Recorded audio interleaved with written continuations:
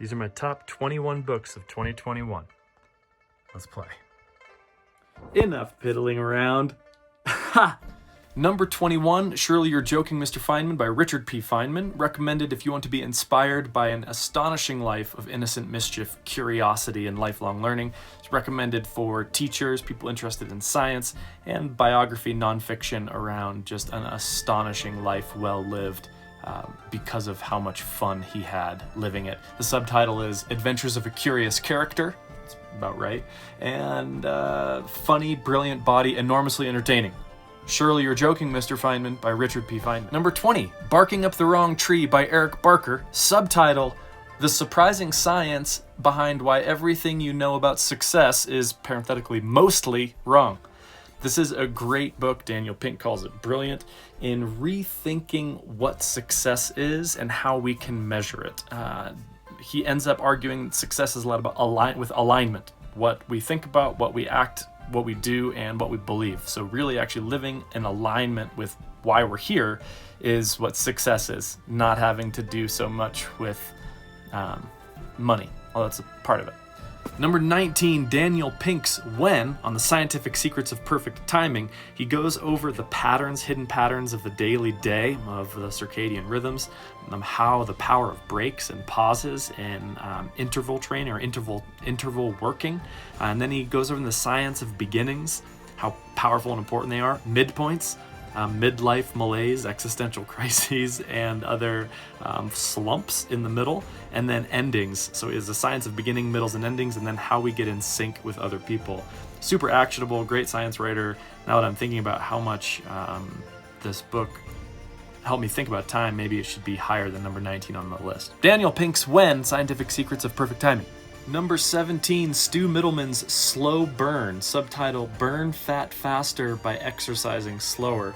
I chose this book for the first third of the book, which is on developing mindsets to run the endurance race of life. Hugely encouraging and interesting quote. You really can accomplish more with less effort than you ever imagined. Well, that's an interesting promise. All you have to do is change your focus and you'll change your life. Whoa. Let Slow Burn show you how to enjoy the journey and achieve the results. There's a great series on this book about mindset shifts and attitudes on TikTok that one of the most well-performing videos on TikTok was taken from this, which is adapt the mindset that everything that happens is for the good, that you just trust that what happens is working out for the good, and that will enable you to run farther and do better in the endurance race. The other one is be conscious about where you set your goals. So if your goal is to finish the race, you're going to wear yourself out from lack of dopamine well before you get to the end of the race. Instead, your goal should be to reach the next tiny bend that you can see. So you're basically doing one thing, and as soon as you cross that pole, you're like, oh, I'm making it. You feel like you have a little accomplishment, hits of good dopamine, which helps give you the energy and relieve stress to keep on going. So this is the kind of interesting mindset shifts on thinking how to break big problems into small tasks. Number 17, Slow Burn, Stu Middleman. Number 18 is Lewis Hyde's The Gift, subtitle Imagination and the Erotic Life of Property. This book is absolutely phenomenal for a really heady exploration of the creative commerce of the spirit, understanding Walt Whitman and how Walt Whitman's poetry grounds us into the gift that we receive, the gift of life, and the gift of art that we give back in response to it. This book really had a profound impact on me when I first read it 2 years ago. As an artist and as a musician, it really helped me frame what creativity is and how important the work is to the creativity and the expectations we can put on that get really confusing and separate from the original way that art is meant to be, quote unquote, on receiving a gift and giving it back to a community that you care about. Powerful book, collection of essays, a little heady. But in number 19, it is The Gift, Imagination, the Erotic Life of Property by Lewis Hyde. Number 16, On Writing Well by William Zinsser. This book is a hilarious approach on the craft of writing. He's an excellent writer himself, really nice, clear sentences, a lot of humor, wonderful leading into what really matters in the craft and attitude of writing well. I enjoyed this way more than I thought, and it was a really cool addition to researching the big research question I had this year, which is how does writing well connect with living well? In the Writing a Good Life course, this seemed like an obvious place to start, and it really was a great round of initial research that really emphasized so much of good writing emphasizes this process of enjoying the process, of taking care of ourselves in the process, writing what we need to read ourselves, which has been hugely inspiring. Number 16, On Writing Well by William Zinsser. Number 15, The Art of Learning by Josh Waitzkin, subtitle An Inner Journey to Optimal Performance. This is a great story of a life of someone who is chess master and then martial artist master, and how his journey of learning as a creative act of self-expression, one where he's diving into the mystery of the smallest aspects of a big process. So really cool explanation, another parallel to Richard Feynman's Life of Curiosity. Josh Waitzkin's Life of Curiosity is not in the realm of physics, but in the realm of chess, martial arts, and then learning itself. Hugely inspirational in thinking about what learning really looks like over a lifetime and how we might be able to teach that or more closely approximate that in our educational systems. Number 15, Josh Waitzkin, The Art of Learning, Inner Journey of Optimal Performance. Number 14, I revisited David Abrams' The Spell of the Sensuous, Perception and Language in a More Than Human World. This book is a heavy hitter on the philosophy of language, philosophy of the body, philosophy of nature, and how we can get back to our presence in the world beyond language by embracing our animality and the spell of the sensuous rather than the spelling of this transcribed word. Number 14, David Abrams, The Spell of the Sensuous. This is a wonderful pairing with Jenny Odell's How to Do Nothing, which made the top 10. Number 13, I revisited Jim Collins' From Good to Great, subtitle Why Some Companies Make the Leap and Others Don't. What's fascinating about Jim Collins' work is also not only his life and what he's been able to do to write this book, so the backstory of this book is incredible, but the way what he found about companies, how that applies to our personal lives. So his success map for companies is wonderfully, interestingly congruent with the success map for an individual human life. And he points that out and says, so particularly I also really am coming back to his ideas of who luck, about who we meet and how who we meet may be the number one determiner of our good life. Or great life, if we go from the good life to a great life, and his idea of level 5 leadership, which is a template I've been using to really consider what it means to be a good leader. That's someone that has an interesting blend of humility and drive and passion. So very motivated, humble people that disappear into the work that they're doing in a certain interesting kind of way, which connects to play and is another interesting contrast with Jenny Odell in the top 10. Number 13, Jim Collins, From Good to Great, Why Some Companies Make the Leap and Others Don't, also connects to how we can live a good to great life, the flywheel, and Jim Collins is a genius. All right, number 12 is David Brooks' The Second Mountain, which I don't think is quite as good as his first book, The Road to Character. That's pretty much the same book as this one. But this one focuses on how to, it says the subtitle is on the quest to live a moral life. It's a little dry and stuffy. This is really about the joy of dedicating your life after you've reached the first mountain of personal success, status, repute, success as the world defines it, or at least culture in the hyper-individualistic, capitalistic West defines it. This is the second mountain that we climb, that we celebrate the joy of interdependence, where we are living according to commitments to other people, to philosophies, and to vocations that we're called to do because they're deep, they're expressions of who we are. Remember Josh Waitzkin's The Art of Learning. And because they help us become the best people that we can be so that we can give back to a community philosophy something that we really care about. So this is a wonderful picture of how to live a meaningful, committed, joyful life. And the best part about this book is all the stories that are sprinkled throughout it. So it's a little sometimes preachy and a little pedantic. Thanks, David Brooks. But the stories of the people that are in it and the kind of framing of life as a series of commitments that we make that we get meaning from, super powerful and inspirational to Wisdom Workshop.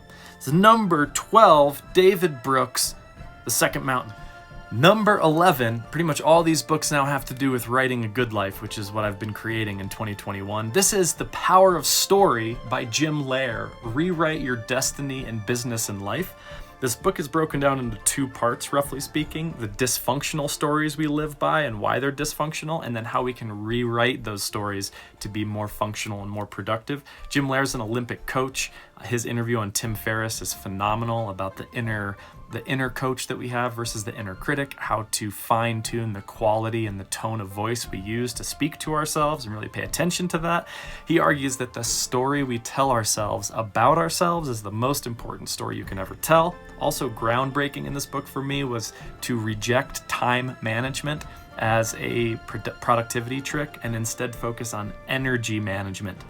This is number 11, Jim Lehrer's The Power of Story, Rewrite Your Destiny in Business and Life, the ideas of energy management, how to live truly well by modifying the story that we're telling ourselves, or how to write a good life. Number 10 of the top 10 books now of 2021, it is Bill Burnett and Dave Evans' Designing Your Life, how to build a well-lived and joyful life. This book is amazing every time I go back to it, mainly the reframes and rethinking about the different decisions I make and how to choose happiness and develop failure immunity. They have a new book out on designing your work life. There's a ton of free resources online as well, workbooks and so on and so forth. I can share with you if you're interested in that.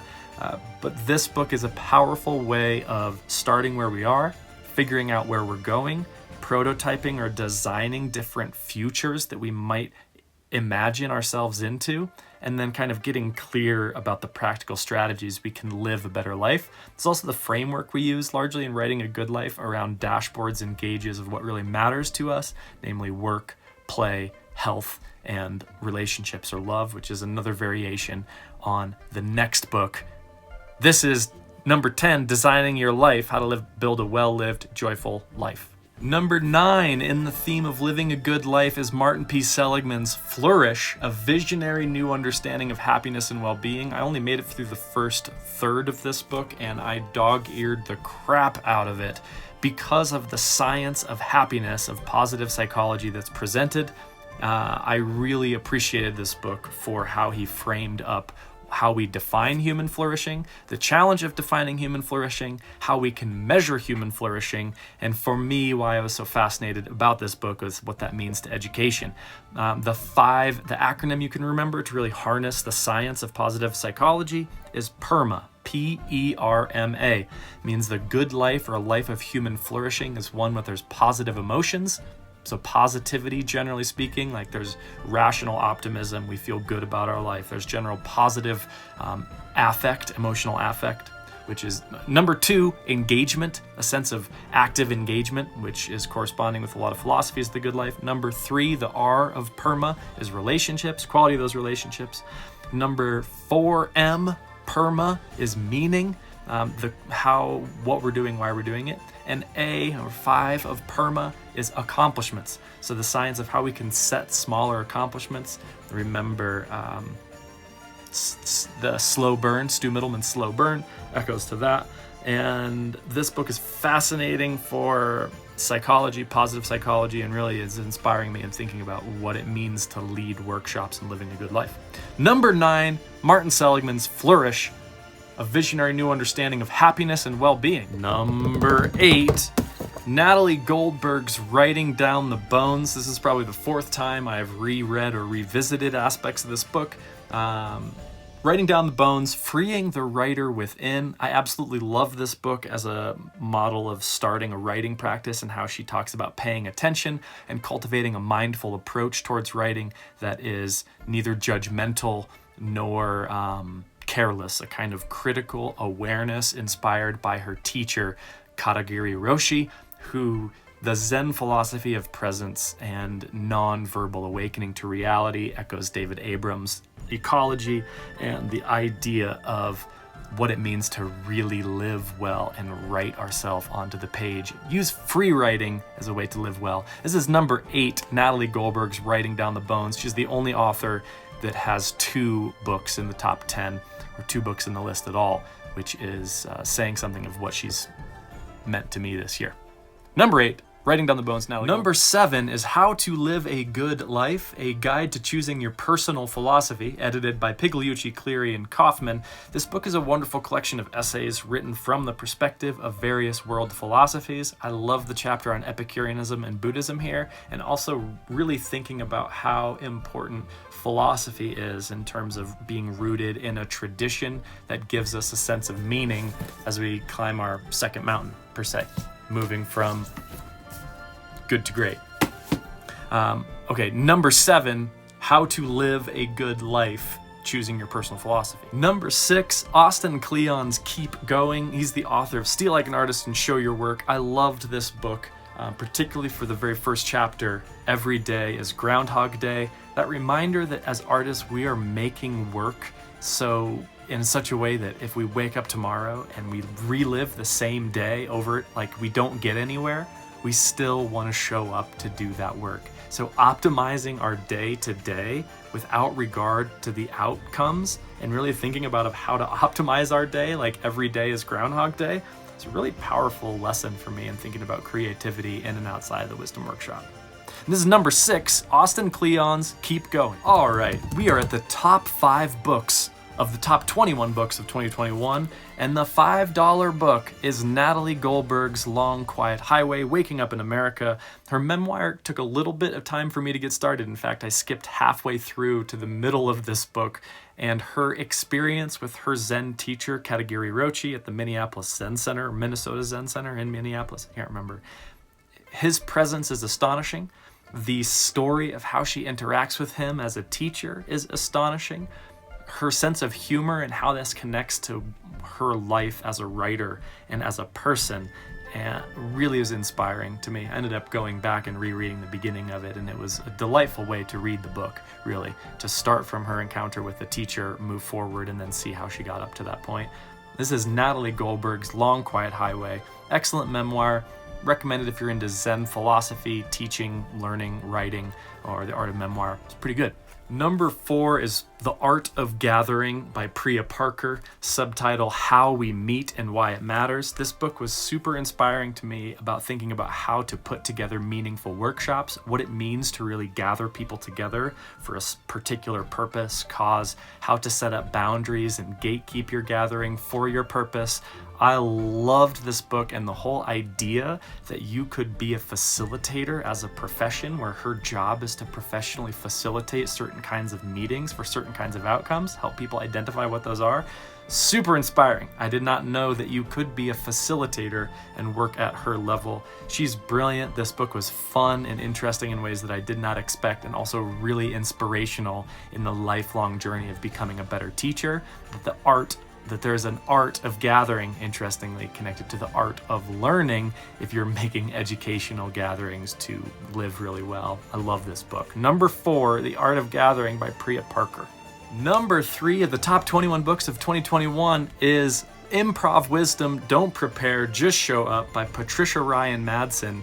It's astonishing that this is catapulted to number 3 since I'm not even done with it, but I absolutely love this book and the claim that she's making, quite audacious, that learning to be a better improviser with improv theater, improv comedy, and I'm also thinking improv music, although she's not addressing that. Learning how to improvise is a skill that can really help us in the rest of our lives, that there is a wisdom in improvisation, and learning these maxims of improv helps us live better lives. I love this book. I love this idea. And again, inspired by the Zen Buddhist philosophy of being super present and aware of what's going on, to train our attention to focus on the gift and to engage with ourselves and our environment in an improvisational, affirmative, constructive way. really powerful. She also turned me on to the Center of Constructive Living, which is a Japanese psychotherapy-inspired approach to living a better life, which is clearly analogous to the Wisdom Workshop. So this was a book that as soon as I started reading it and going through it, I felt this immediate resonance to everything that I've been working on up to this point. It also shed a lot of powerful light on what I have been doing and why I love it so much. And this book gives me a ton of joy in thinking about life as a kind of improvisation and showing up to it as such. Also funny, and the humor of that is really important. So number 3, Improv Wisdom, Don't Prepare, Just Show Up by Patricia Ryan Madston. Here we go. Number 2 top books of 2021 is How to Do Nothing, Jenny Odell, subtitle Resisting the Attention Economy. This made my top 2 list because of how powerful it is to consider how we use our attention on social media apps and media processing apps, which we're engaging in right now by virtue of making and consuming content in this way on the YouTube. I loved this book. Incredibly well written, careful, a little heady academic, connected to David Abrams' Spell of the Sensuous and how we can remember the air all around us, be more grounded in our humanity, resist the attention economy by paying attention to the slow rhythms of the bioregion in which we inhabit. So there's this ecological, radical resistance here that I found really inspiring and insightful. This is also one of the most synchronous books that fell on my lap. I bought this at a bookstore, which I was visiting pre-pandemic, and when I took the book home, I got a text from one of my old students that I should read this book. Same day. There's no way they could have known I bought the book. So I was like, okay, this is a sign. I need to read this book. And it is a hopeful, well-written masterpiece of resisting the attention economy and really doing nothing by paying super attention, which engages us in our life in really powerful ways. And my number 1 book of 2021, Stuart Brown's Play, How It Shapes the Brain, Opens the Imagination, and Invigorates the Soul. I love the argument he's making in this text. There's a great TED Talk on this as well, that we as mammals are prone to learn through play, and that we not only learn through play as children, but that should continue on through the rest of our lives. So by focusing and really honoring the playful nature of our creativity and our humanity and our biological reality, I love the investigation of this idea that really gave me license and encouraged me to really embrace my playful nature and really explore what it means to harness play. Woo! So those are my top 21 books of 2021. You'll notice there's big themes throughout these books of how to live a better life and how to see our lives differently so that we can live a better life, which is the goal of the Wisdom Workshop. Thank you for liking and subscribing. Take care. From my library to yours, enjoy yourself.